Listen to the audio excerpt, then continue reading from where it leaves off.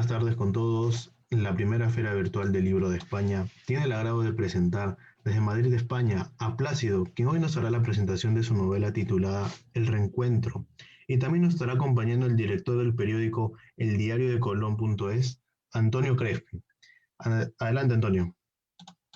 Sí, bueno, mi nombre es Ignacio Crespi de Valdaura y es un placer inconmensurable volverme a reunir con el célebre novelista Plácido Díez-Gansert, autor de 8 novelas, y en concreto de esta última que vamos a abordar, que es El Reencuentro.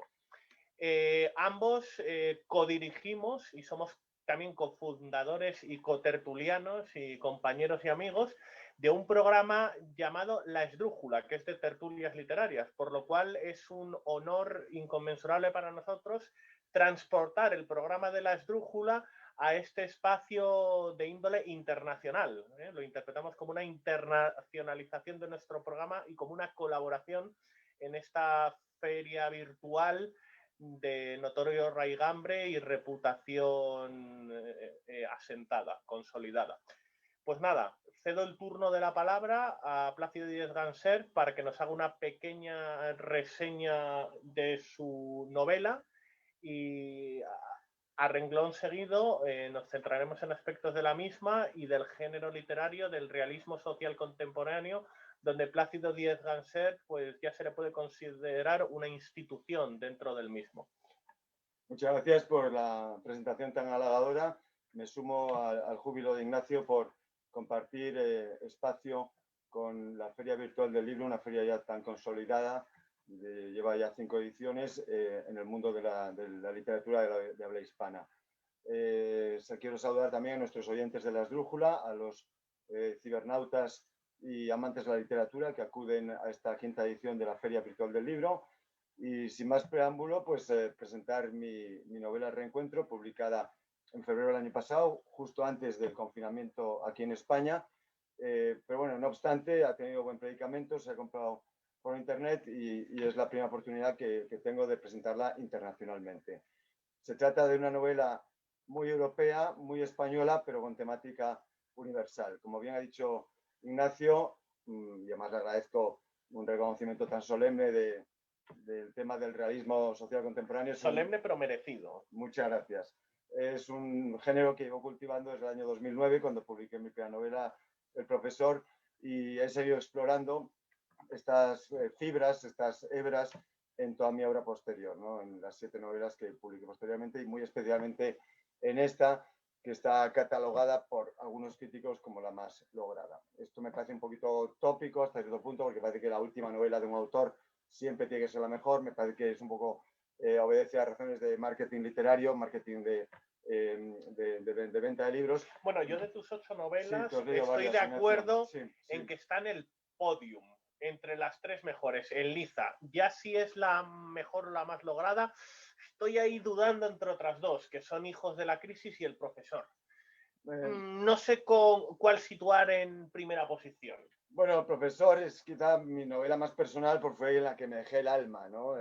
Esto ocurre generalmente con todos los escritores, ¿no?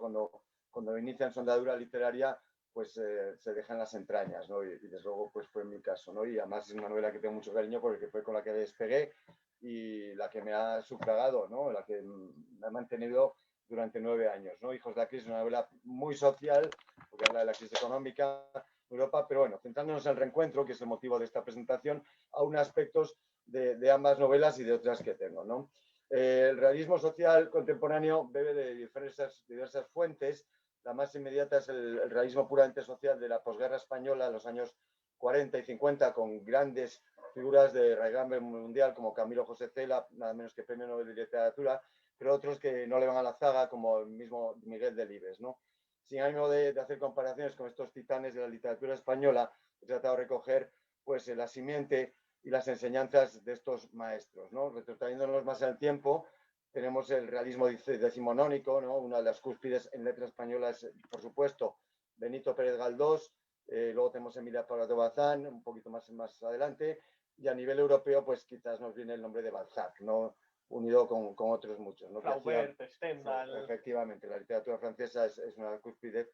Pero bueno, me refiero a Balzac porque él trataba de cartografiar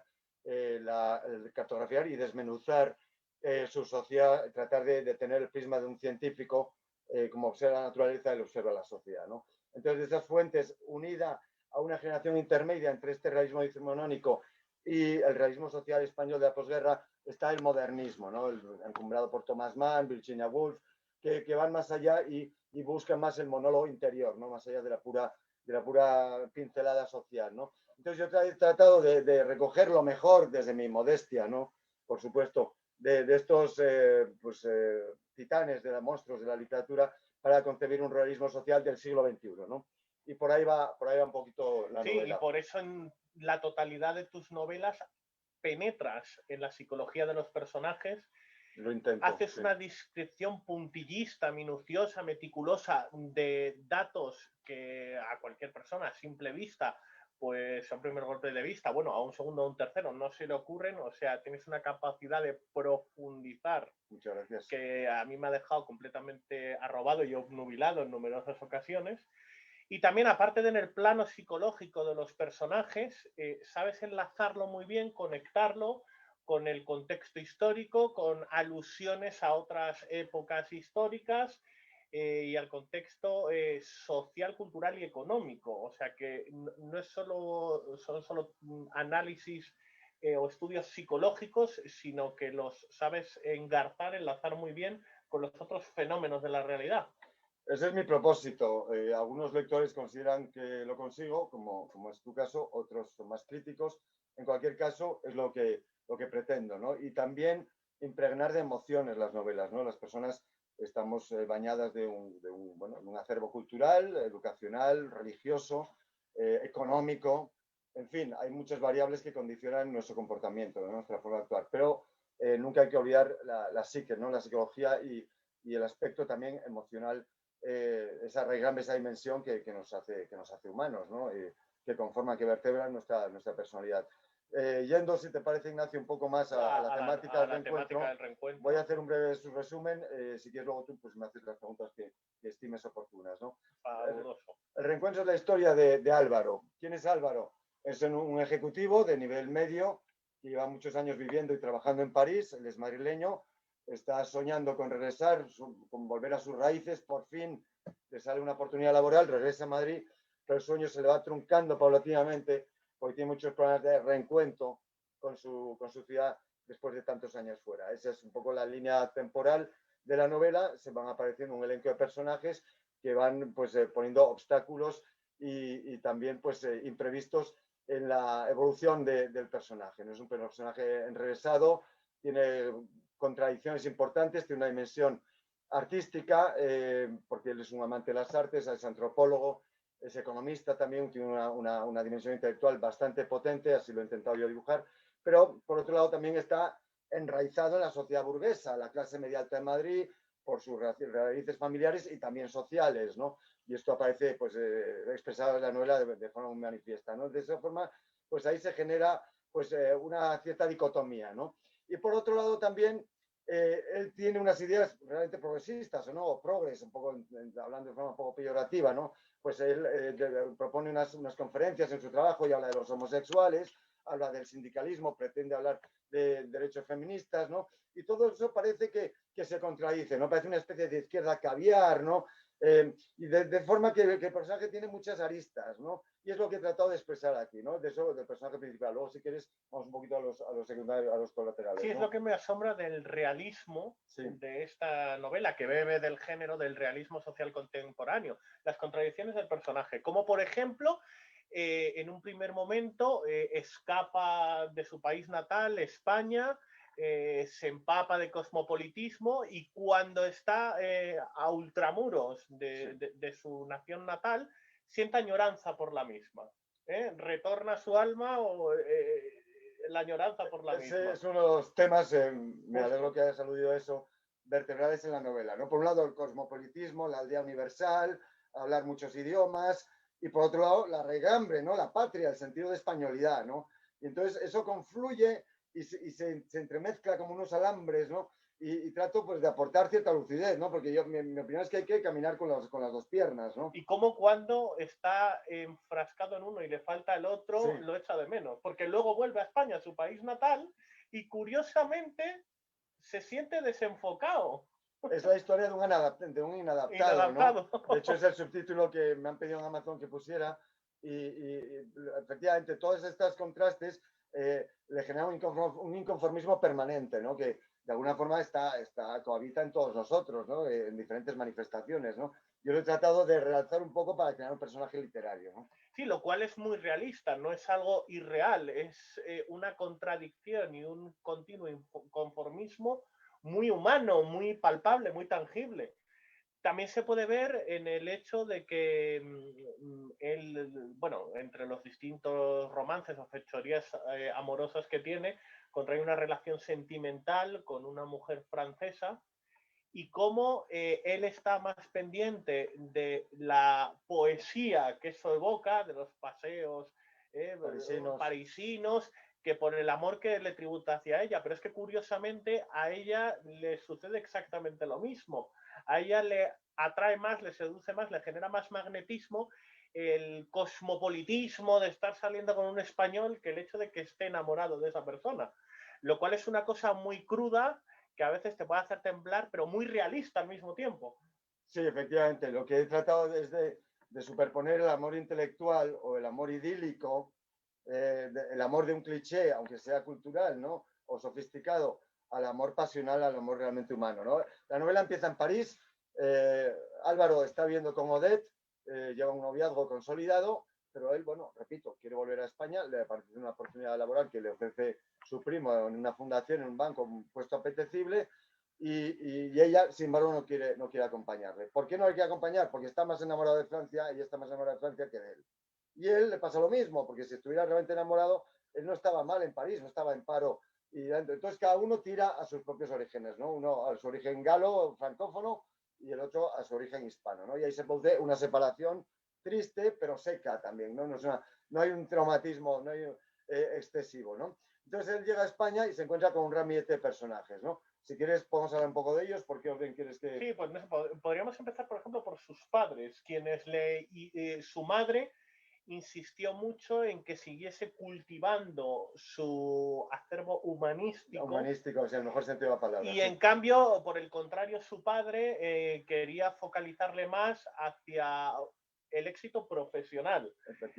Una situación que se da con, pues eso, en la realidad de forma muy frecuente. Y efectivamente, y eso pues incide en el hijo, ¿no? Que tiene las dos influencias y de una forma casi genética tiene pues una pata, repito, intelectual, artística, cultural, refinada, y por otro lado tiene pues el sentido capitalista de la supervivencia, de tener un buen puesto de trabajo para poder mantener un determinado ritmo de vida, ¿no? De hecho, él ante esa disyuntiva acaba estudiando antropología y economía. Exactamente. Antropología por mi madre, parece, y economía por mi padre, ¿no? Y saca las dos carreras. Son los dos ventrículos que conformarían su alma, su corazón. Sí. Y luego, bueno, aquí, una vez que llega a España, pues aparecen los dos otros personajes principales, que no protagonistas, pero sí principales de la novela, que es su prima Adelaida y su primo Paco, que son hermanos, ¿no? Adelaida es una mujer ilustrada, católica, con una fe coherente, ejerce bonomía y además pues tiene debates de cierto calado con su primo, ¿no? Ambos desde el respeto y desde el cariño, ¿no? Con eso he pretendido pues, bueno, pues hacer un poco de sofística y tratar de justificar diferentes puntos de vista. Pues, ambos algo lados, muy ¿no? propio de tus novelas, la capacidad sofística que tienes de cómo te sabes meter en personajes de estructuras de pensamiento muy diferentes y de una forma muy honesta, rebosante de honestidad intelectual, profundizas en el pensamiento de ambos de una manera coherente, sin intentar ridiculizar a unos y otros, sino poniéndote en el papel de la persona. Yo creo que en la verdad absoluta no tenemos nadie, ¿no? Y entonces trato de huir de dogmas, ¿no? En general. Respeto todas las creencias, siempre que vengan desde el corazón y sean un poco coherentes con las actuaciones de las personas, ¿no? Entonces, desde ese punto de vista, tiendo a intentar comprender e interiorizar en personajes completamente distintos. Pues en otras novelas, tú la leíste y me hiciste una entrevista, pues trato de meterme en la piel de un marxista y en la piel de un neoliberal. El marxista tiene sus fundamentos teóricos y puede tener hasta cierta coherencia, no estemos de acuerdo De con hecho, igual ambas que una cosas libra, la he ¿no? visto en dos de tus obras favoritas, que son tanto Hijos de la Crisis como Sí, El Profesor. efectivamente, pues Debates además de un elevado calado intelectual, sobre todo en Hijos de la Crisis. en Hijos de la Crisis se establece un debate entre dos posiciones, dos pensamientos económicos distintos, ¿no? Y filosóficos también, Y ¿no? cómo sabes adentrarte hasta las marismas de los mismos, eso, con honestidad y sin sesgo. Bueno, intento ser un escritor objetivo, ¿no? Dentro de la subjetividad que tenemos siempre, yo también tengo pues mis ideas, que muchas de ellas seguramente sean equivocadas, pero trato de no condenar a nadie por su forma de pensar, ¿no? Y además la diversidad pues siempre enriquece, ¿no? Ese es mi pensamiento. Entonces la discrepancia también. Y eso es lo que trato de plasmar en mi literatura, ¿no? Eso viene al hilo del personaje de Adelaida, que es una mujer que a lo largo de la novela pues se encuentra víctima también de su educación y víctima de su pasión, ¿no? Ella tiene un noviazgo muy consolidado de muchos años con un chico que, bueno, no sé, no cree en el matrimonio, es un chico que viene de padres divorciados y tiene pánico al matrimonio, y esos son motivos por los cuales esa relación se trunca, ¿no? Ella es víctima de la educación muy conservadora, esto pues que vienen sus padres y ahí se genera una fricción, ¿no? Ambos puntos son válidos, ¿no? Y luego también pues víctima de sus propias pasiones, ¿no? Porque ella luego tiene un pequeño romance con un chico, bueno, que está completamente desencajado, un playboy jovencito con dinero, que aparece por la novela, y luego con una persona muy bien establecida en la sociedad, pero que resulta que tiene una vida pecaminosa en sus comportamientos sexuales, digamos, desviados o promiscuos, ¿no? Sería la palabra. Entonces ella se va encontrando con estas situaciones y al final pues sustituye el servicio, el amor al hombre por el amor a Dios, ¿no? No quiero entrar en más detalles para no desvelar la novela, ¿no? Es el personaje de Adelaida. Y luego tenemos el personaje de Paco, que es un profesional muy brillante de banca, con una carrera, unos estudios fantásticos, que se ve el desempleo por circunstancias de coyuntura económica y no es capaz de superar esa situación, ¿no? Él no tiene premuras inmediatas, no tiene hijos, vive en una familia acomodada, no va a pasar hambre, y sin embargo pues entra se viene a pique porque no es capaz de soslayar esto, ¿no? Es una persona de grandes valores, una persona que va haciendo el bien a sus amigos, a su familia, y sin embargo, por falta de raigambre intelectual, lo circunscribe todo al éxito profesional, ¿no? Esto lo hemos comentado en las tertulias, ¿no? Sí, es muy habitual de Sí. cómo gente de una moral intachable, Sí, sí. incluso de un pensamiento encumbrado Y de un comportamiento. y de un comportamiento, acaba en cierta medida depauperando eso en mayor o menor grado, Sí, sí. que hay también extremos y escala de grises, joder, lo cual es algo bastante usual. Pues es lo que he tratado de plasmar en Paco, ¿no? Es un bienhechor en la novela. De hecho, pues ayuda mucho al protagonista, su primo queridísimo Álvaro. Sin embargo, pues se encuentra en un maremoto, en un terremoto de emociones que le acaba llevando a una crisis muy aguda que tampoco vamos De a... hecho, como Sí. podéis ver, aunque los personajes sean ficticios, están impregnados de un realismo poderosísimo. De hecho, bueno, porque también ellos mismos conforman experiencias que tú has ido observando y analizando a lo largo de tu singladura. Por supuesto, bueno, los escritores en general, bueno, yo mismo, pues bebemos de diferentes fuentes, ¿no? Primero lo que hemos leído, lo que tratamos de inspirarnos, ¿no? En estilos literarios, en filosofías literarias, y sobre todo lo que estamos viendo también, ¿no? Y luego lo que pasa por nuestra cabeza, ¿no? Ese magma es lo que produce la literatura. Ignacio, tú estás a punto de acabar una novela y sabes de lo que estamos hablando, ¿no? Sí, sí, sí. Además, mi novela también está impregnada de un fuerte realismo, pero quizá en un tono más surrealista, alborotado, disparatado que el de Plácido. Plácido es un realismo más fotográfico, más real, sin estridencias. De hecho, eres capaz como de hacer la foto o realzar los detalles más profundos de una imagen. De hecho, a mí personalmente, tus novelas, unidas a las de otros realistas como Balzac o los rusos como Tolstoy y Dostoyevsky, o incluso yo circunscribiría al genio de Oscar Wilde,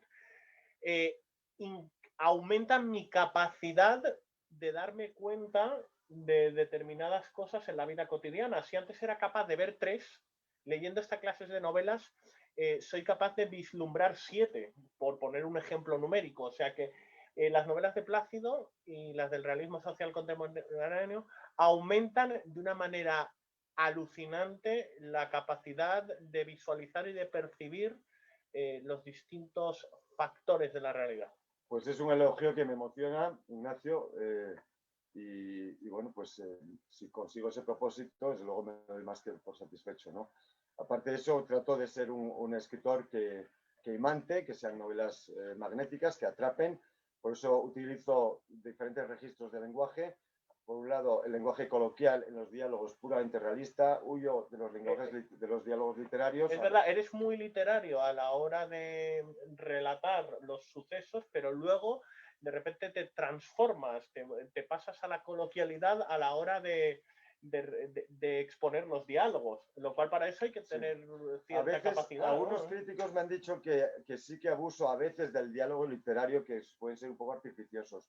El diálogo literario se ha empleado siempre en literatura. Los personajes de Dostoyevsky o de Balzac no hablan como los franceses de la época, hablan o en el Quijote, por ejemplo, ¿no? Hablan un lenguaje mucho más elevado. No es un lenguaje, no es un diálogo literal, es un diálogo que así se denomina académicamente, es un diálogo literario. Pero de mi perspectiva no pecas de eso. Bueno, algunas me lo han dicho. Pues bueno, más bien igual, te realza, o sea, destacas por lo contrario, más bien. O sea, yo trato de combinar ambos elementos, de hacer diálogos muy realistas, muy coloquiales, muy ágiles, porque lo peor que puede hacer un escritor es aburrir al lector, ¿no? Claro. Entonces trato de transmitir muchas emociones, muchos indicios, y a veces, bueno, elevo un poco el tiro porque trato de involucrar, de incorporar personajes cultos a mis novelas, y las personas, con todo mi respeto, cultas, generalmente pues tienen un registro mayor en su habla, ¿no? Sí, bueno, y aparte, joder, que no deja de ser una novela, entonces claro. También no puedes desprenderte del estilo novelesco y literario por completo, de eso quedaría bastante fácil, a mi juicio. No, y abundando en esto, en el tema de que atrape, bueno, ahora mismo los géneros más en boga, y vosotros que estáis en la feria y lectores experimentados podéis coincidir o no conmigo, pues puede ser la novela negra, que ha empezado con el origen escandinavo y se ha mundializado. Siempre ha habido novela negra antes, ¿no? Pero es un fenómeno muy de la última generación.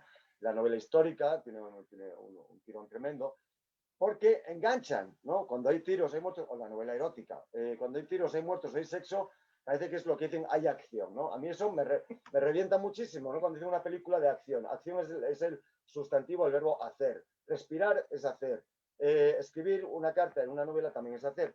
Entonces yo defiendo que se puede hacer, es lo que llaman la intriga no está solamente en quién, si ha sido el mayordomo el que ha asesinado al señor, ¿no? Con todo mi respeto a la novela negra, porque las hay magistrales. Pues si alguien ha descerrajado un tiro sobre otra persona, sino que, joder, hay que ir perdón por el improperio, hay que ir un poco más allá.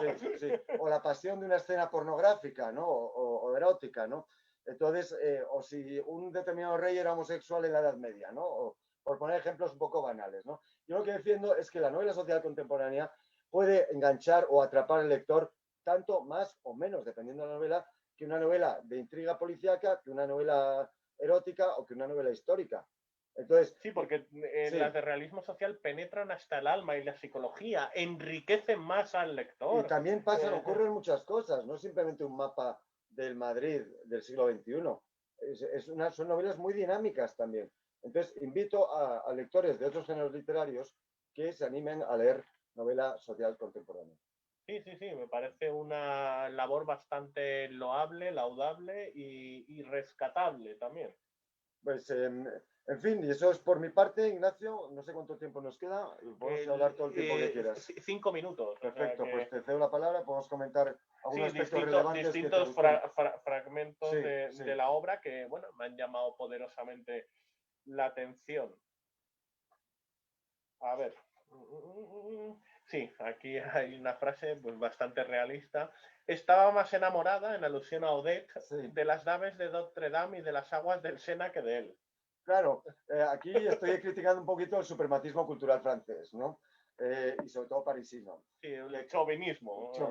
Hablando en plata. Sí, efectivamente, la patria francesa por encima de todo, y además, bueno, esta señora es galerista de arte, entonces, bueno, tiene un determinado nivel. Entonces, claro, está más enamorada y sublimada con todo ese aura que un amor no es porque sea español, sino porque se le va y ella se queda, ¿no? Se queda con esa atmósfera, ¿no? Es poco, pues, es lo hemos comentado un poco al principio de la novela, de la intervención. Luego aquí hay una que puede tener algo de comicidad. El ego privó sobre el amor y en esta última ocasión su descuentro no se difuminó entre sábanas.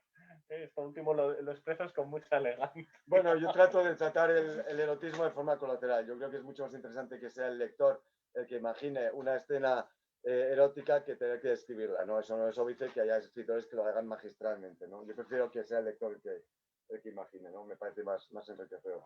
Sí, desde Estimular luego. la imaginación, ¿no? Del lector, que cada lector se lo imagine a su manera, ¿no? A ver. Bueno, luego comentas aquí un asunto que igual es un poco exagerado. Aquí igual te alejas del realismo, porque pone en los 12 años posteriores en Francia, después de haberlo dejado con Odette, no tuvo relaciones con mujeres a pesar de que alguna compañera de trabajo insistía en presentarla amigas. Hombre, yo veo realista que esto suceda durante unos meses o durante un año, pero durante 12 años a lo mejor igual me he pasado, peca de catastrofista, ¿no? Quise hacer ahí una caricatura y a lo mejor me queda un poco largo, sí, te lo compro. Sí. Sí, bueno, podría ser ya casi realismo. Quise entrar un poco en una cierta ambigüedad sexual, cierta, porque él es un heterosexual convencido, no tiene aventuras homosexuales en ningún momento de la vida, ni siquiera pensamientos homosexuales, pero sí, en la oficina, como no quería alternar con ninguna chica, pues ya había ciertos rumores, ¿no? Pero, bueno, eso en concreto es muy realista, ¿eh? Cuando se ve a alguien que lleva mucho tiempo sin ennoviarse, sin una de la mano, ya la gente está chismorreando, vamos, sí. Esa parte es realista. Yo me refería a lo de los 12 años sin tener un amorío, pues igual era las críticas de buen grado, porque las críticas se aprenden. Y nada, de todas maneras, también el realismo muchas veces raya o es muy próximo al tremendismo, o sea, a lo grotesco. A lo grotesco, o sea, que entre el realismo y el pesimismo la frontera es muy delgada. Es difusa, sí. Efectivamente. Luego, mira, quería leer un extracto que me ha hecho reflexionar sobremanera. Considero francamente que el sexo está sobrevalorado. Tiene su importancia porque forma parte de nuestras pulsiones animales, primitivas, pero si queremos alcanzar estadios más sublimes no podemos depositar en el sexo tanta energía. Creo que las películas hollywoodienses o los vídeos que circulan por internet magnifican la pulsión erótica y tienen una difusión masiva porque obedecen a estímulos primarios, pero en el fondo la obsesión sexual nos vuelve más simples y por tanto más manejables y consumidores de subproductos de toda clase para que intentemos parecer más atractivos. La industria del cine o la televisión nos conduce a mantener relaciones eróticas sin poesía, deshumanizadas como voyerismo y la obscenidad que estimulan nuestras pulsiones más primarias, retrotrayéndonos al homínido o incluso al simio. A pesar de que la religión, especialmente el cristianismo en Occidente, ha vinculado el sexo al amor, tratando de universalizar este mensaje, se ha visto superado por la mercantilización de todos los elementos que rodean al ser humano.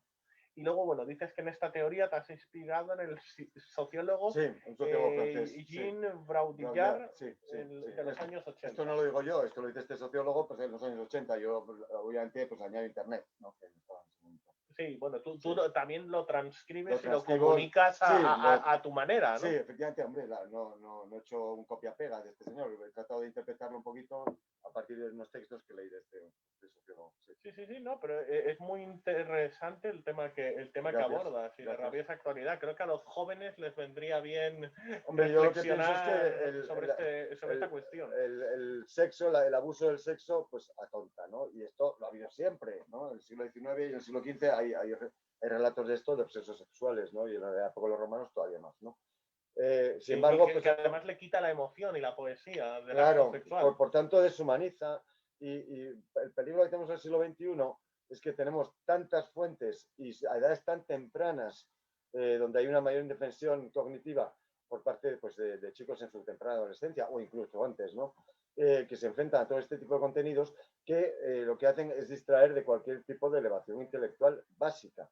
Y por eso hago esta crítica y hago responsable, por supuesto, al cine de Hollywood y también a la industria de Internet. De hecho, algunos pensadores, quizá, o estudiosos, quizá un tanto tremendistas en sus pareceres, dicen a veces que los jóvenes banalizan tanto el sexo y están tan hipersexualizados que pueden llegar a perder el interés por el mismo. Creo que lo lleva un poco al colmo de la exageración, pero tiene una parte subrayable de razón. Yo no soy sexólogo, solamente soy escritor y emito aquí unas opiniones, ¿no? Y lo mismo ocurre con la idealización del amor de las películas comerciales. El amor no es solamente un viaje precioso o una escena de cama maravillosa filmada en color azul. El amor es todos los días, pero es un hombre casado, lo sabes. Y hay que aguantar pues ciertas situaciones, ¿no? Entonces, o te las tienen que aguantar a ti. Lo que trato bueno, por supuesto, eso todavía más. Eso todavía más. Que se lo pregunten a mi novia.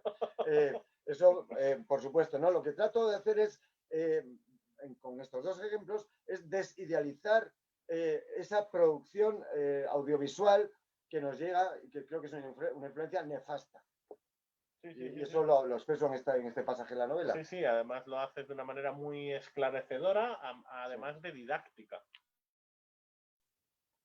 Pues nada, después de haber abordado de forma, bueno, en superficie, pero también intentando profundizar lo máximo posible, damos por finalizada esta entrevista, lo cual me colma de emoción realizar, ¿no? Porque sí. Plácido es uno de mis escritores de cabecera, aparte de compañero de tertulia. Muchas gracias, Ignacio. Muchas gracias a los oyentes de La Esdrújula y a los participantes en la Feria Virtual del Libro. Espero que os haya entretenido y que os animéis, si os place, leer esta novela, que puede parecer mejor o peor, pero desde luego creo que os atrapará. La recomiendo encarecidamente, El Encuentro. Muchas gracias a todos. La tenéis en Amazon y la tenéis en mi página web, ahí la podéis encontrar. Gracias. Muy buenas tardes. Gracias.